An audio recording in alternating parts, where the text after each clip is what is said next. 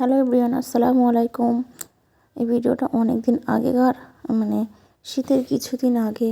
মনটা ভালো ছিল না, তাই একটু ঘুরতে বেরিয়েছিলাম। তো কোথায় ঘুরতে যাব, ভিডিওটা পুরোপুরি দেখতে থাকো, ভিডিওর মধ্যেই দেখা যাবে কোথায় যাচ্ছি। তো ভাই, আমি, মা, আমার হাজব্যান্ড, একটা দুলাভাই সবাই মিলে বার হয়ে গেলাম গাড়ি নিয়ে, নিজস্ব বাড়ির গাড়ি।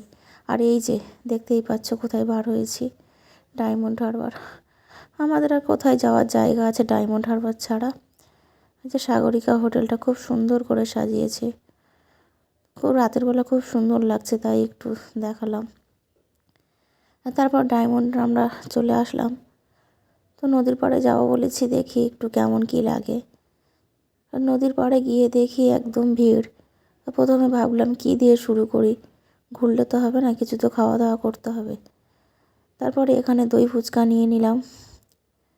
তো যেই দই ফুচকাটা আমি একবার নিয়েছি, সত্যি কথা বলতে একদম বাজে, একদম বাজে, আমার একদম ভালো লাগেনি।